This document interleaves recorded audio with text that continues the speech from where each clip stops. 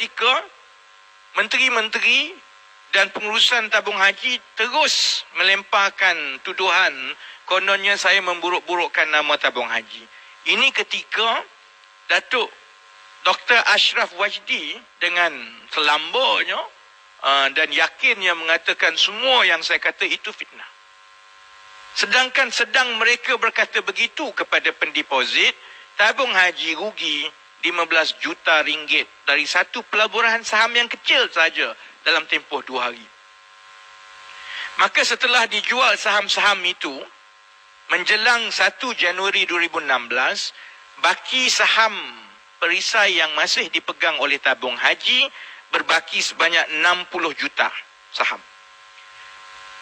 Malangnya, seperti yang saya sebut awal-awal tadi, setelah penjualan pada 29 Disember 2016 itu, maka tabung haji tidak lagi perlu melaporkan sebarang urus niaga jual beli saham di dalam perisai petroleum kepada bursa. Maka kita tidak tahu sebenarnya apa yang telah berlaku kepada 60 juta saham perisai petroleum yang masih dipegang oleh tabung haji itu yang masih berbaki. Saya merasakan bahawa setelah dilupuskan supaya ia tidak perlu melaporkan, tabung haji secara diam-diam mungkin telah melupuskan saham-saham 60 juta, baki 60 juta saham-saham perisai tadi kerana ia tidak perlu dilaporkan kepada Bursa Kuala Lumpur.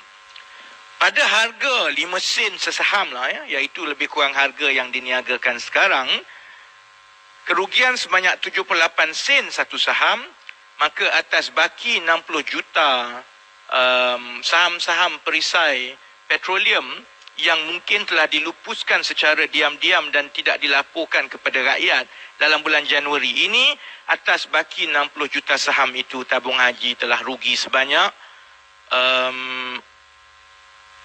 saya rasa bukan 47 tu lebih tu. 47 juta ringgit Maka jumlah kerugian yang telah ditanggung oleh pendeposit tabung haji atas pelaburan ini saja. And bear in mind, ada puluh kalau bukan ratus-ratus pelaburan yang saiznya begini. 70 juta di sana, 100 juta di sini. Sebab 70 bilion wang pendeposit yang ada, 70,000 juta itu, sebahagian besarnya dilaburkan di dalam syarikat-syarikat dan saham-saham sebegini. Maka satu pelaburan sahaja labur 66.3 juta tahun 2014 dalam 2-3 bulan, rugi sekarang 64 juta lesak, hilang. 64 juta itu diperolehi daripada mencampurkan baki 60 juta saham, ruginya 47 juta, yang telah dijual 19 juta, ruginya 15 juta, maka itu lebih kurang 62 juta. Kemudian yang telah dijual sebelum itu, ruginya lebih kurang 1.4 juta, maka campur semua 64 juta daripada pelaburan asal 66.3 juta. Ini kalau ambil periksa ni, markah dia ialah 2 daripada 100. Ini merah dakwat tebal punya. Labur 66 juta, rugi 64 juta. Wang 64 juta ini adalah milik pendeposit yang sewajarnya digunakan. Ada 2 cara sekiranya wang ini digunakan dengan baik dan cermat oleh tabung haji. 64 juta ini sama ada boleh digunakan untuk mengurangkan kos menunaikan ibadah tabung haji. Kerana kalau ini jadi untung, ia boleh dilaburkan balik untuk mengurangkan belanja. Supaya kalau sekarang orang kampung terpaksa menunggu sehingga simpanan mereka penuh RM10,000 baru boleh pergi haji, atau baru boleh masuk giliran untuk pergi haji.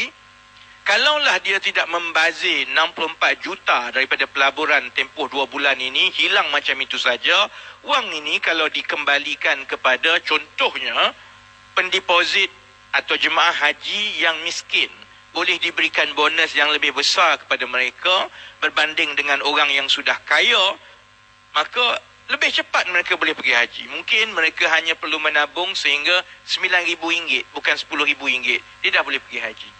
Tapi kalau tabung haji kedekut tak nak bagi kepada orang miskin dan orang tua macam ni pun, dia boleh sahaja pulangkan dalam bentuk dividen yang lebih tinggi kepada lebih ramai, kepada semua pendeposit tabung haji. Kalau saya berada di kedudukan yang buat keputusan, saya akan bagi keutamaan kepada orang tua miskin yang umur sudah lanjut tetapi tak cukup duit. Jadi keuntungan macam ini kalau diselamatkan, wang seperti ini sepatutnya diagihkan kepada mereka dahulu supaya mereka boleh dapat cukup wang, dan dengan cukup wang itu mereka dapat giliran yang lebih cepat untuk pergi haji. Saya jumpa ramai orang-orang tua yang macam ini, yang mahu menjual tanah lah, nak jual harta lah, untuk mereka mencukupkan wang untuk pergi ke haji, kerana mereka tak cukup pun lagi RM10,000 yang disyaratkan sebelum boleh masuk dalam senarai untuk pergi ke tabung, untuk pergi haji. Kalau nama naik pun, kalau duit tak cukup tak boleh pergi juga. Maka sama ada duit cukup, nama tak naik, nama naik, duit tak cukup. Jadi bila nama naik, duit tak cukup, dia kena tolak. Masuk balik panjang. Sebab itu, dengan saya ingat Datuk Seri Jamil K ni, dia dah diam. Dia tak berani sentuh saya pasal tabung haji ni. Kerana di parlimen dia tak berani, dia bercakap sampai saya pun kesian untuk saya betul-betul tekan dia. Kerana saya tahu dia mungkin tidak terlibat sepenuhnya dalam urusan terperinci kewangan tabung haji. Tetapi tabung haji itu masih lagi amanah dia. Jadi bila dia petik nama saya hari Sabtu yang lepas, maka saya kena jawab balik.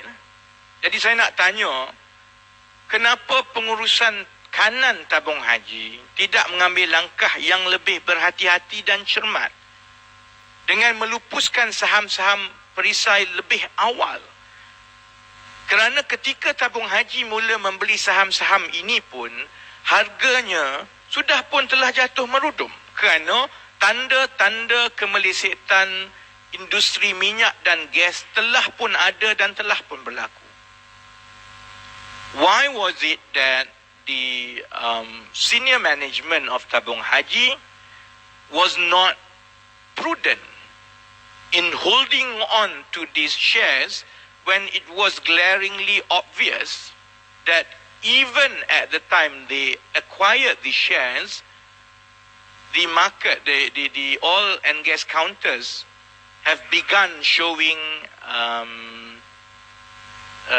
erosion in value because the global oil and gas industry had shown long glut. Maksudnya memang pada sekitar awal 2015 itu pun telah jelas bahawa harga minyak mentah akan terus jatuh dan akan ambil masa yang panjang sebelum ia boleh pulih kembali. Kemudian saya nak tanya lagi, apa oleh kerana pengurusan kanan tabung haji ini tidak berhati-hati menggunakan wang pendeposit sehingga boleh hilang 64 juta begitu saja? Saya nak tanya, apa tindakan yang telah diambil terhadap pegawai-pegawai kanan tabung haji dan ahli lembaga pengarah yang bertanggungjawab ke atas kerugian ini? Siapa yang telah diheret ke muka pengadilan? Apa tindakan dalaman yang telah diambil? Siapa ketua yang telah digantung? Bonus siapa yang dipotong? Kerana kalau ini berterusan, wang rakyat hilang kerana pelaburan yang tidak cermat, mereka masih lagi dengan gaji 70-80 ribu sebulan, maka sebab itulah maka pengurusan-pengurusan kanan di tabung-tabung pelaburan rakyat boleh menyebabkan kerugian puluh ratus juta kalau tidak ada tindakan yang tegas terhadap mereka. Lebih penting, saya nak tanya Datuk Seri Jamil K sendiri, apa tindakan yang telah diambil terhadap diri dia sendiri? Apa tindakan yang telah diambil terhadap Datuk Seri Jamil K Baharom? Kerana dia nak bagi alasan pelepas macam mana pun, dia adalah menteri yang diberi amanah untuk mengawal selia perjalanan tabung haji. Kalau dia terlepas pandang, kalau dia tidak berhati-hati, kalau lantikan dia di dalam lembaga pengarah tabung haji yang rata-ratanya adalah lantikan politik. Kalau ada jawatan dalam UMNO duduk di dalam itu, apa tindakan yang telah diambil terhadap mereka ini setelah satu pelaburan yang dikira kecil ini telah pun menyebabkan kerugian 64 juta ringgit begitu saja. Sebab itu saya nak ingatkan Datuk Seri Jamil K dan juga Datuk Dr. Ashraf Wajdi, kalau dia berani petik nama saya lagi. Rakyat hilang keyakinan dengan tabung haji sebenarnya akibat pengurusan pelaburan yang menyebabkan kerugian beribu juta wang deposit. Bukan ratus ringgit, bukan ribu ringgit, bukan juta ringgit, bukan ratus juta ringgit. Beribu juta wang pendeposit. Rakyat hilang keyakinan bukan sebab saya mereka-reka cerita. Saya nak cakap apa pun boleh, tapi kalau perkara itu tidak betul, maka orang tak percaya. Tabung haji mengalami kemerosotan dari segi dana yang disimpan di dalam tabung haji ialah kerana rakyat boleh tengok lepas satu-satu kerugian yang berlaku dan boleh tengok campur tangan politik di dalam keputusan-keputusan pelaburan termasuk yang melibatkan pembelian tanah 1MDB pada harga yang tinggi.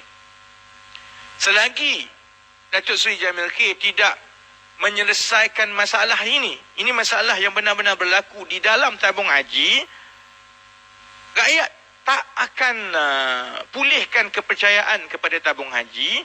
Jadi selagi dia mengalihkan cerita dan menuduh saya, selagi itulah keyakinan rakyat terhadap tabung haji akan bertambah teruk.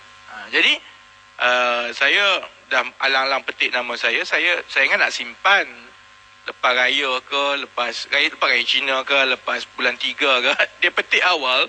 Jadi saya akan sambung awal lah. Lepas ini esok insyaAllah saya akan tunjuk lagi pelaburan-pelaburan lain. Saya hanya tunjuk satu ni. Dia ada banyak lagi. Bayangkan pelaburan tabung haji ada sekitar 70,000 juta. Ini baru rugi 64 juta. Ada beratus lagi portfolio pelaburan tabung haji. Saya akan pilih dan saya akan kongsikan dengan masyarakat di luar pelaburan-pelaburan ini yang telah pun terbukti di pasaran saham merugikan tabung haji dan akibatnya orang-orang miskin yang sepatutnya mendapat kebaikan daripada wang-wang ini akhirnya terus merana dan menjadi mangsa.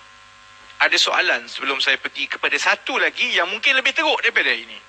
Dia akan lebih mengejutkan daripada yang tabung haji ni kalau wartawan ada soalan. Tak ada Yang kedua, pun hilang duit juga, pun melibatkan anak syarikat kerajaan juga, milik rakyat juga. Tapi yang ini lagi gila ceritanya. Saya nak kongsi tentang ada satu anak syarikat milik penuh Felda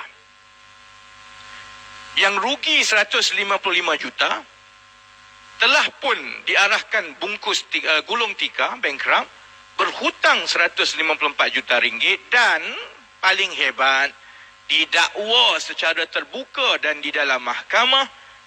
Yang inilah TV3, kenapalah kamu tak laporkan? Benda ni cukup menarik cerita ni.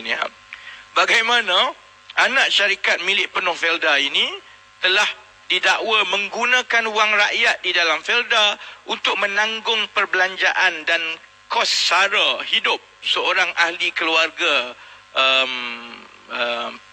pengurusan kanan Felda di Australia. Nak pergi duduk Australia bayar sendirilah. Tak payahlah pakai duit rakyat ke sebagainya. Yang ini dah berlaku tapi saya tunggu lama. Diam je. Tak ada orang sentuh. Jadi bila Tan Sri Syarif Ahmad dia bermain kata-kata. Main kata-kata. Saya akan tunjukkan satu-satulah. Sekarang kita mula dengan yang ini. Iaitu kerugian yang melibatkan sebuah anak syarikat Felda yang bernama Felda Wellness Corporation. Penyelewengan wang Felda yang dikumpul hasil dari titik peluh peneroka dan rakyat biasa sebenarnya lebih besar dari yang dilaporkan setakat ini. Yang orang tahu ni sikit je, banyak lagi ni. Sebab itu saya telah menyatakan bahawa saya tidak akan berhenti sehingga individu-individu yang terbabit dan mereka yang terbabit ini mestilah yang daripada paling atas sampai ke paling bawah. Mereka ini mesti dibawa ke muka pengadilan kerana mereka ni jahat. Dia makan duit rakyat. Dan wang yang diambil itu ialah dalam jumlah yang besar pada ketika Felda ini bertanggungjawab ke atas kebajikan golongan termiskin di negara ini, iaitu peneroka Felda.